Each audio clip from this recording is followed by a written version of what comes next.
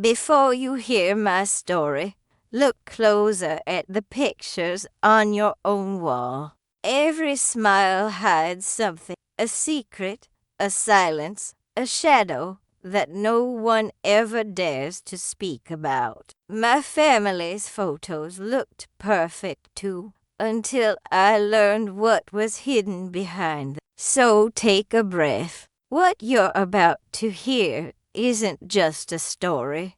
It's a truth that was buried in plain sight. And once you see it, you can't remember that night. The smell of old wood, the ticking of the clock on the wall, and the silence that seemed to breathe louder than any of us. I was 13, wearing a dress my mother had sewn for the family photo we took every year. We smiled. Of course we did. That's what we were trained to do. Smile wide, stand tall, look perfect. But behind every forced smile, my father stood a shadow in the center that never left his hand heavy on my shoulder, the pressure almost bruising. Hold still, he whispered through his teeth, and I felt my stomach twist. The photographer clicked once, twice, 3 times, and in each flash, a secret was kept. When the last flash faded, the silence returned, and I knew what was coming next. That silence was the signal. The moment everyone's smiles vanished, every fear took their place. A fight, a debt, a secret affair. But what we hid wasn't something you could explain over coffee or forgive with time. It was something that crawled under your skin, that changed the way you breathed. For years, I believed the walls of that house were alive, absorbing every cry, every plea we were forbidden to say aloud. My mother's voice became softer each year. No goodbye until one day it just gone. And I envied my brother him for that when he turned because 18. I stayed in the house where silence was survival and truth was the enemy. And I learned, painfully, that monsters don't always live under your bed. Sometimes they sit beside you at the dinner table. Every year, we'd hang the new family photo on the wall right above the fireplace. Perfect smiles. I used to stare at those photos late at night. Guests would visit and say on our faces, "What a beautiful family." And I'd whisper to myself, we were never beautiful. We were broken. I remember the night I finally dared to touch one of those photos. My hand trembled as I traced the edge of my father's face. The frame was cold, and my reflection stared back at me, older, emptier. I whispered, "Why did you do it?" But the wall stayed silent, like they always did. Tick, counting every second I spent pretending to be okay. I can't say when it all started, but I remember when I realized it would never end. The night of my 15th birthday, my father raised a toast to family honor. Everyone clapped. I smiled, but my heart felt heavy, sinking deeper with every cheer. When everyone went to bed, he called me into his office. "I can't tell you what happened behind that door," he said. "Not that yet. Phrase still all I can tell you is that when it opened again, I wasn't the same. The air felt thicker, the walls tighter, and my reflection in the hallway mirror looked like a stranger. I walked back to my room and sat by the window, staring at the moon, praying for it to take me away. But prayers don't work in that house. Only silence does. Years By the passed, time I turned but the house 18, never changed. the Only wallpaper I had had started to peel. The windows had fogged with dust, and the air smelled like secrets rotting beneath the floorboards. I would wake up before dawn to the sound of my father's footsteps, heavy and precise, pacing the hallway like a ghost that refused to rest. My mother had grown smaller somehow, not in size, but in presence. She moved like someone always apologizing for breathing, eyes darting toward the study door. I used to think she was weak. Now I know she was just trying to survive. Every meal was a ceremony, a test of obedience. One wrong word, one misplaced look, and the tension would shatter the fragile peace. My father would lower his fork slowly, smile, and say, "Do you want to repeat that?" That smile, that calmness Because it before meant the punishment storm was coming, was worse but than you never shouting. knew when.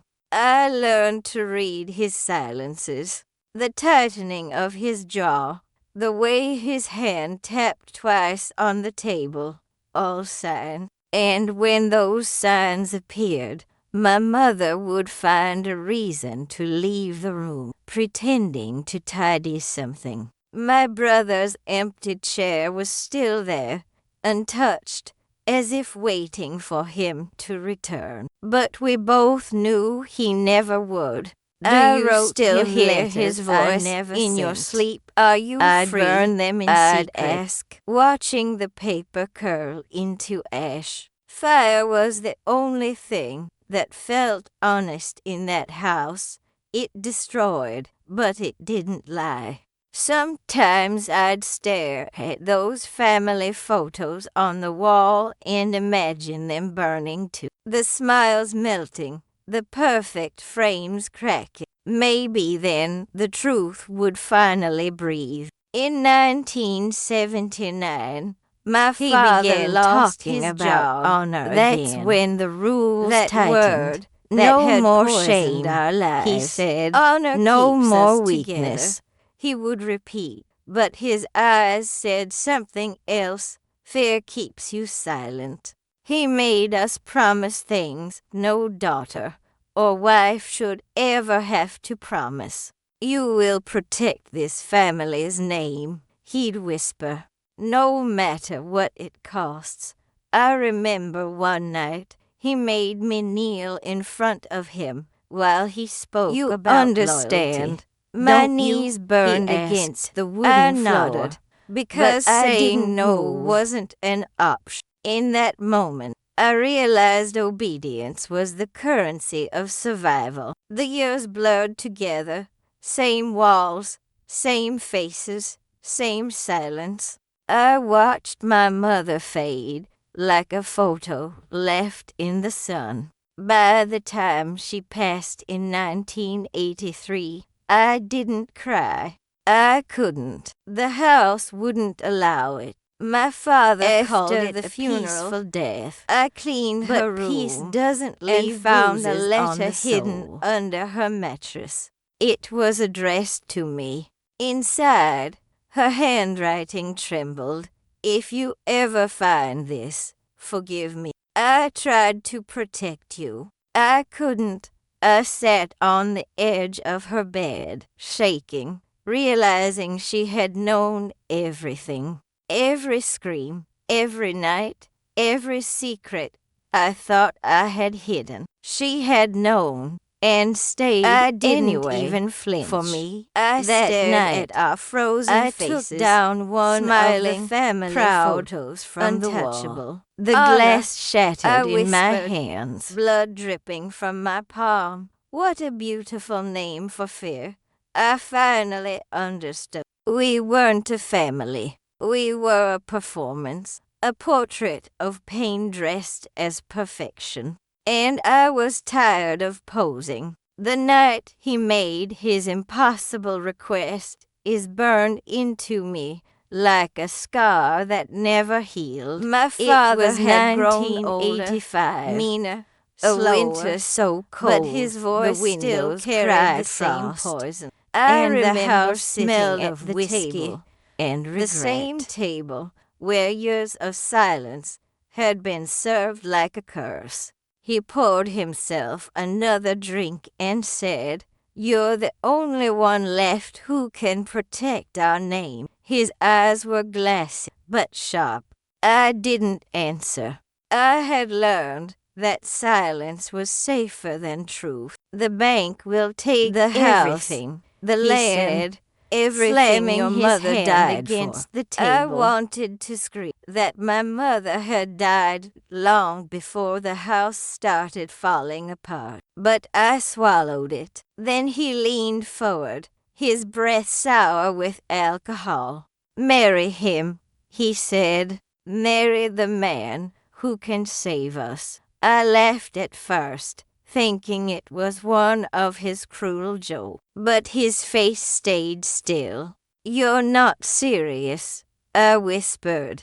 His answer was silence. That same dreadful silence that always meant the decision had already been made. The man he spoke of was a family friend, twice my age, someone I had always avoided. I remembered the way his eyes lingered too long, the way his hands would brush against my shoulder, as if by accident. My stomach turned. "I won't," I said, my voice trembling. But my father only smiled, and that Daughters hollow, protect their calculated fathers. smile. "Those You words will," cut deeper he said than softly, any belt "because or you slap are my ever daughter." had.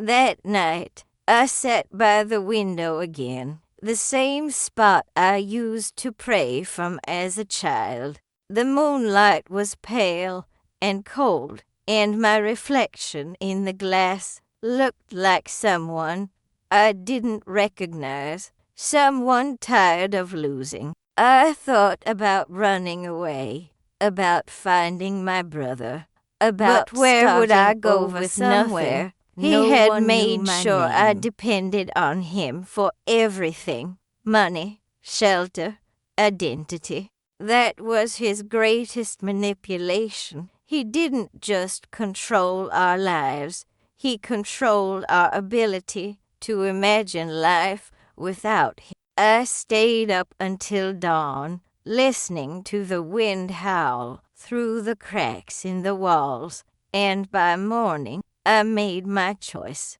Not because I wanted to. The wedding was because small, survival sometimes means just like he surrendering wanted. to the No unbearable. music, No joy, only the performance of respectability. My new husband held my hand too tightly during the vows, his skin cold and damp. My father watched with pride, as if my pain were proof of his success. "You saved us," he said afterward, pressing a kiss to my forehead. I wanted to wipe it off. The first night in that new house, I lay in bed staring at the ceiling, wondering how many women before me had mistaken endurance for strength. The shadows on the walls danced like ghosts. My mother, my childhood, my own reflection fading into something unrecognizable. Days turned into months, and the promise of salvation turned into another kind of prison. My husband's anger had a different shape from my father's. Every smile I gave became but another more mask suffocating. I had to wear. I began to understand that honor wasn't a word men used to protect the family. It was a word they used to control it. I thought I had escaped my father's house, but I had only walked into another version of it. And yet, something inside me had shifted. The silence didn't feel like safety anymore.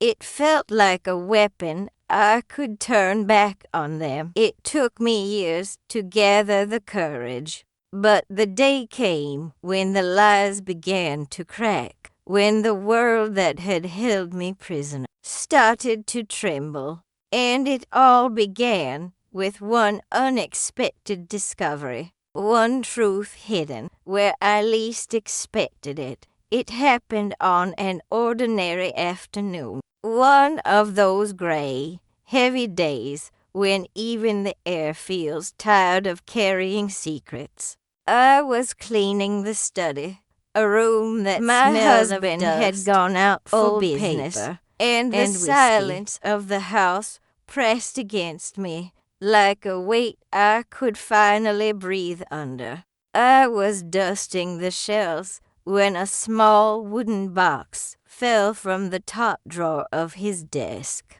It hit the floor with a dull thud, and the lid snapped open. Inside were papers, old letters, receipts, and something that caught my eye, a photograph. It was our wedding photo. My blood behind froze. It was another. I picked it up, my father shaking hands with and my turned husband. It over. A thick on the envelope between my father's handwriting were 5 words that made my knees buckle. Payment received. She is yours now. For a long moment, I couldn't move. The clock ticked. The dust floated in the sunlight, and my mind went completely blank. Then the reality began to crawl over me, cold and slow.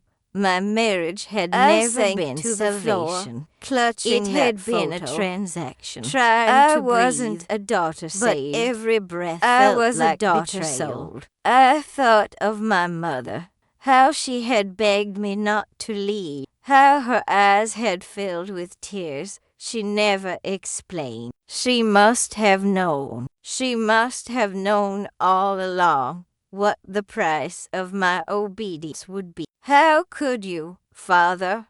I whispered into the empty room. How could you sell me like a secret? Only silence. The words echoed, that same bouncing off the walls had ruled my life, but no since one childhood answered. Surrounded me again. That night, I couldn't sleep. I sat in the dark, replaying every moment of my past, every smile, every forced I love you, every prayer whispered under my breath. The truth had burned through everything I thought I knew. My father's lesson, my husband's promises, my mother's silence. All of it was built on a lie, to destroy every photo, every memory, every trace of the illusion we'd lived under. But I didn't, not yet. Instead, I began to plan. For the first time in my life, I felt something other than fear. I felt rage, quiet, patient, and sharp. The kind of rage that doesn't explode, it waits. A week later, I confronted my husband. I remember what he had to do when I held the photo up to his my face. Voice shaking. He didn't even deny it. He tilted your father his head, was a proud man, almost pitying. He said, "Don't calmly, be dramatic. You've been taken care of." Those words broke something inside me. I realized in that moment that both men, my father and my husband, had built their lives on the same illusion, that love and loyalty could be bought, that silence was proof of devotion. If you've made it this far, I said nothing you more. Already I feel walked it, out don't of the room. That uneasy but in my heart between the something words, irreversible, the kind that hides behind forced smiles and framed memories. The deeper I go, the more I realize our family album wasn't full of love, it was full of ghosts. Don't stop now. The real horror is still waiting, just beyond the next sentence. That night, I burned the photo in the fireplace. As the flames turned to edges slowly, I whispered, devouring their faces. "You will not own me anymore." The fire crackled, a sound almost like applause, and I sat there watching until nothing remained but gray dust. For the first time in years, the silence of the house didn't scare me. It felt like the silence before a storm. I didn't know it yet, but that fire would be the beginning of everything that came next. The unraveling of the lies, the breaking of generations of control, and the moment I finally decided that fear would not be my inheritance. The night of the turning point came quietly, too quietly. It was spring, 1987. I had spent weeks pretending, smiling at dinners, answering, keeping my voice gentle. He didn't know that and silence can also be my husband believed that the silence meant surrender. As the storm began to roll outside, lightning flickering through the windows, I went into the study again. I'd been searching for something to free me, not money, not escape plans, but proof. Something that could burn their false honor to the ground. And then, as if the house itself had grown tired of holding its secret, I found it. My heart beneath a false drawer when I saw his letters. Name. He hadn't abandoned us. Written by my brother. Written again and again, begging my mother to leave, promising he'd found a place for us far away. But every envelope was stamped returned. None had ever reached her. My father had intercepted them all. Every single one. I sat there, shaking, tears soaking the letters as I read his words. "He will destroy you." I imagined my mother hiding that final letter. Don't believe under her mattress. Leave while you already can. Knowing freedom would never come. My brother hadn't vanished. He'd been pushed away. The anger inside me turned molten, hot enough to melt through fear. That was the night I stopped being afraid of ghosts and started haunting them back.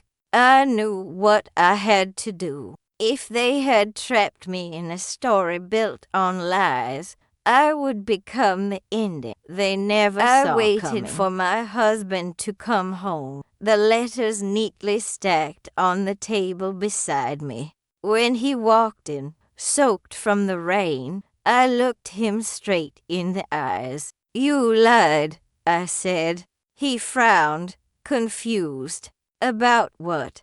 I slid the letters toward him. "About everything." He picked them up, glanced through them, then tossed them aside. "Old nonsense," he muttered. That's when I realized he wasn't afraid. I stood He didn't up, think I'd ever leave. For the that first confidence time was his weakness. "You and my father built a cage and called it family," I said. "But you forgot one thing. Cages can be broken." He laughed, but I didn't. "Where will you go?" he asked. "You have nothing." I looked at the window, where lightning split the sky in two. "Maybe," I said, "but at least I'll have myself." That night, I walked out of that house. The rain barefoot. Was cold, carrying but only a small bag, and washing the years of fear off my skin. Every drop whispered, "Run." I didn't look back, not once. The road ahead was empty and long, but I felt something I hadn't felt since childhood, air that didn't belong to. I found my brother 2 days later, living in a small town 3 hours away. When he opened the door, his face went pale. "I thought yet. You were dead," I whispered. He said. He pulled me into his arms. The kind of smile, and for the first that time comes from surviving hell. Silence didn't mean death. It meant peace. We buried the letters together behind his house under an old oak tree. Let them stay there, he said. We'll start over. But as I looked at the soil covering the paper, I knew the past never stays buried. Not really. Because the truth always finds a way to speak. The man who had started even it after a lifetime of silence. It took me months and I had to gather the courage to face him. One final confrontation. It was late autumn of 1988. The trees around the old house were bare, their branches clawing at the sky like bones reaching for forgiveness. The road leading up to the house felt endless, coated in the silence of years that refused to die. I hadn't seen my father since the day of my wedding, but time had thinned him. The child I'd heard used to tremble his health at the sound of his voice, his mind was still awake, whispering, "Don't go in." Still, I did. I had to. The front door creaked open, as if even the house hesitated to let me. The air smelled the same, mold, whiskey, and old memories. The photos still hung on the wall, dustier now, but unchanged. We were all still smiling in them. Lies. His eyes lifted slowly. He was in his chair by the fireplace. For a second, I saw confusion, a shadow of the man he once was. He said, his voice rasped and thin, "The runaway returns." I didn't answer. I just stood there, letting the silence stretch until it cut through both of us. He coughed, a sound like gravel, then laughed weakly. "You think you're better than us now? Living out there with your brother." His words no longer had the power to return something. I said, were empty his brow furrowed. Of control. I reached into that had my bag, crumbled, and pulled out one of the family photos, the last one we ever took together. "You remember this?" I asked. He squinted, his lips curling into that same twisted smile. "Our proudest year," he whispered. I nodded. "The year you sold me."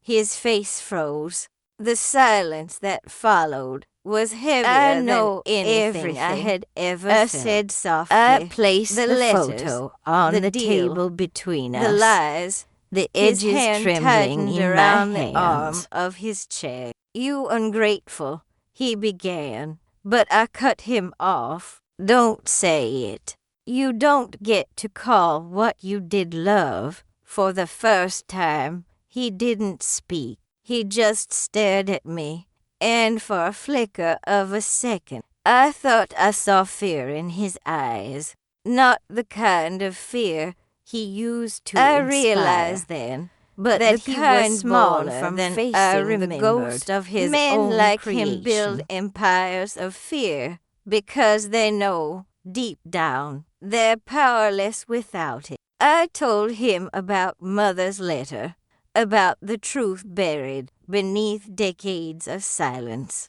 He looked away, his jaw trembling. "She stayed," he whispered, "because she knew leaving would destroy everything." I shook my head. "No, she stayed because his you destroyed her before she ever got the chance." But it was too late. Redemption doesn't grow in soil watered by blood and silence. "You can keep your honor," I said, turning toward the door. "I'm done carrying." As I reached for the handle, I heard him say quietly, "You'll never erase me."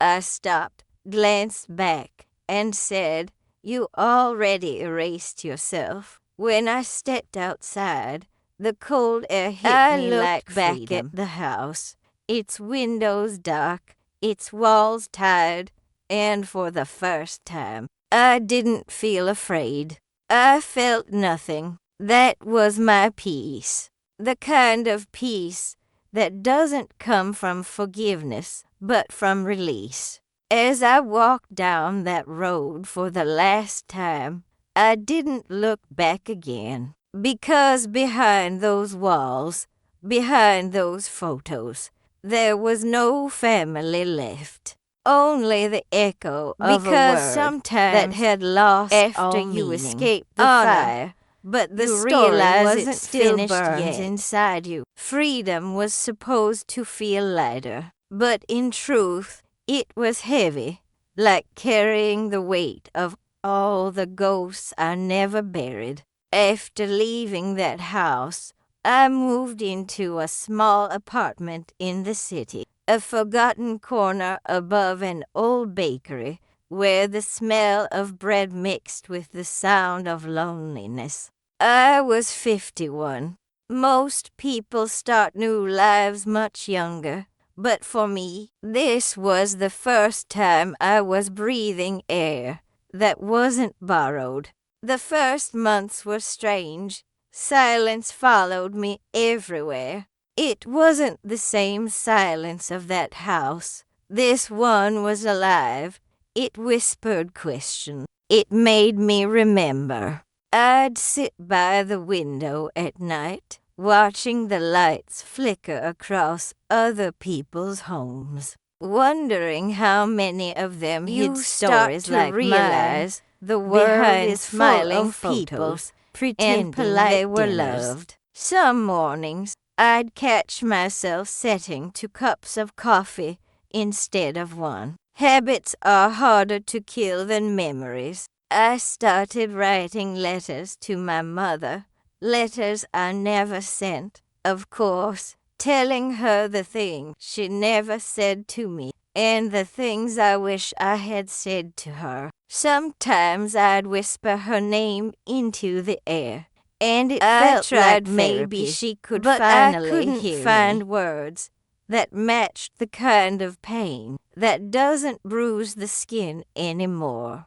just the soul. The therapist asked me once, "What do you miss most?" I said, "The version of me that believed we were a family." She nodded, wrote something down, and I realized healing wasn't about forgetting. It was about remembering without shaking. That became my goal. Then, one day, inside, I received a letter. There was a no photo, return address, one of no the old name. Family pictures. But this time, someone had drawn a red line through my father's face. On the back, a message, "He's gone." My heart didn't race. My hands didn't tremble. I just sat there, staring at it, feeling nothing.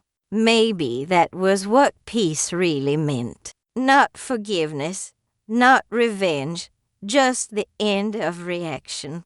I went to his funeral. The priest read words. There were only for people there, for the man they described. I didn't cry.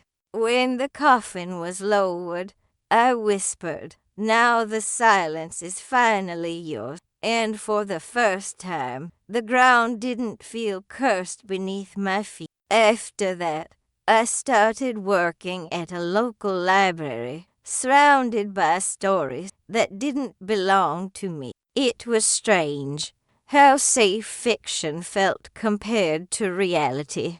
Maybe I was really helping myself. I met people who carried their family own invisible scars.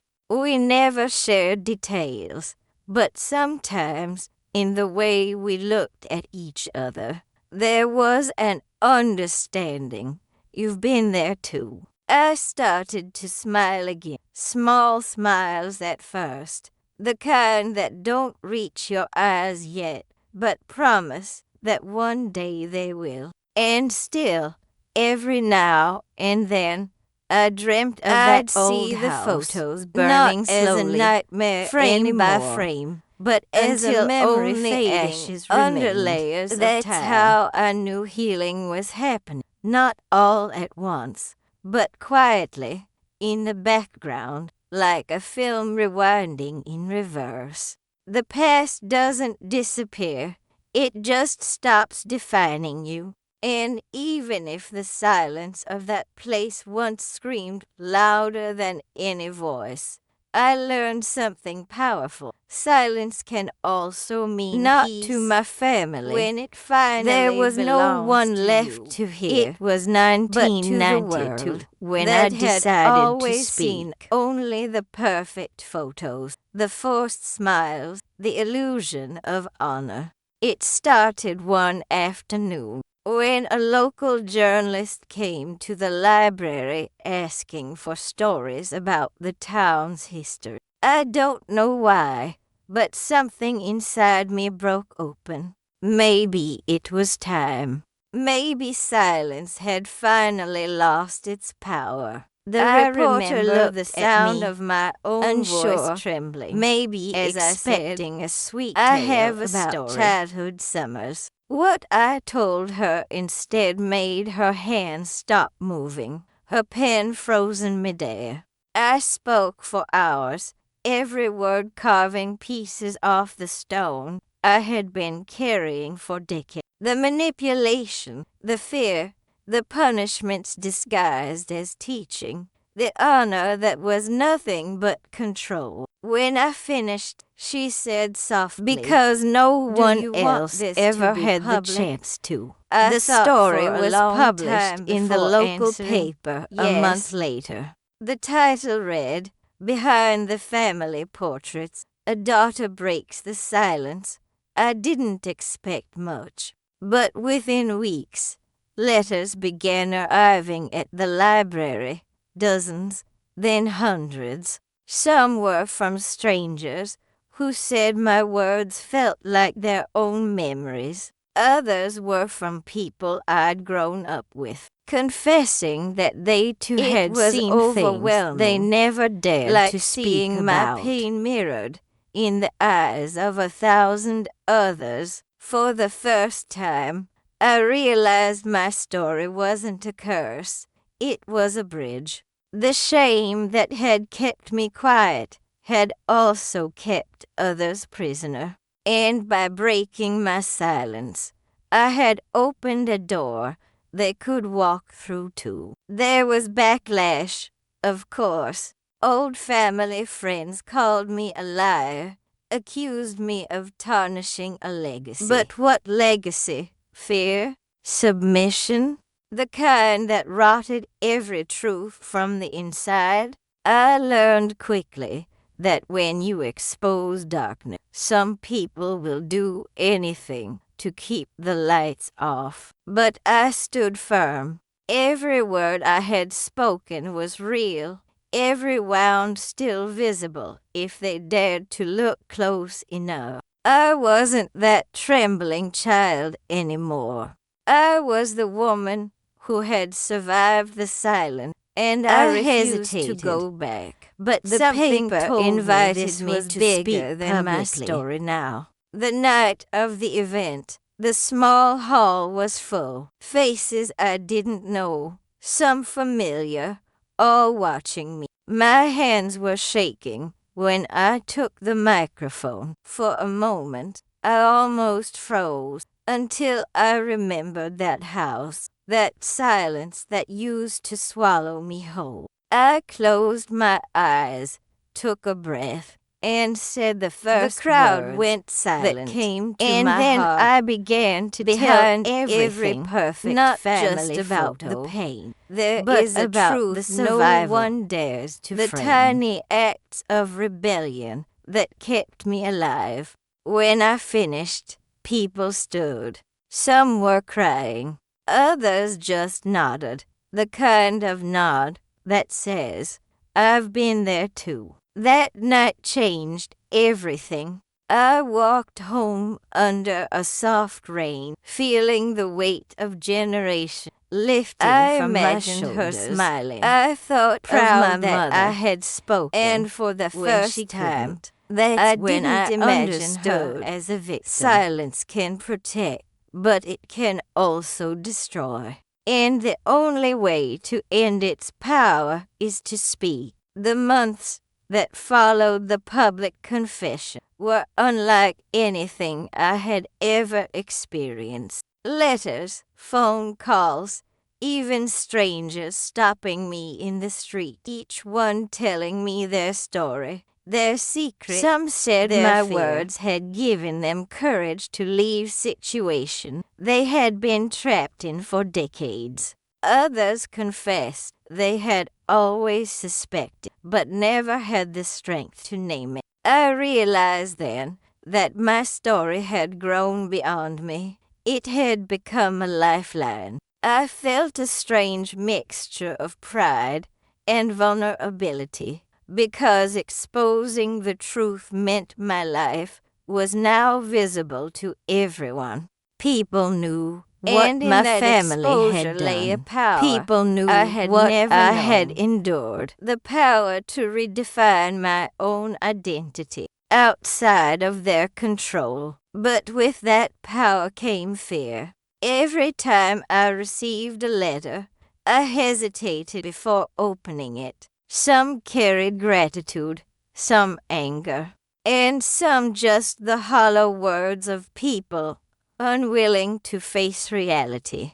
I thought of my father, even in death, still trying to hold onto the narrative now he had constructed. The world had become my witness. My husband, I began writing who had once articles, believed I would stay silent forever, even speaking at small gatherings. Each time I spoke, I felt the old fear creeping back, that icy hand on my shoulder, reminding me of the girl who had once been too small to fight. But now, each time I faced it, I realized something remarkable. Fear no longer had the authority to define me.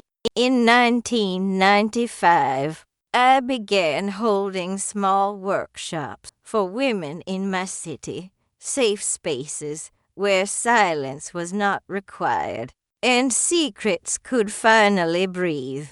I taught them to recognize fear, to speak it aloud, and to reclaim the narratives their families had tried to write for them. Watching the transformation in their faces, the first glimmer of relief, the first smile that wasn't forced, reminded me of is a breath you take I had when the chains have been lifted. Hope is not even if just for a moment. I realized that my story, once a source of shame and pain, had become a blueprint for survival. And the irony was staggering. The very house that tried to destroy me had unknowingly given me the strength to help others rebuild themselves. Yet, even with all of this, some nights the memories returned unbidden.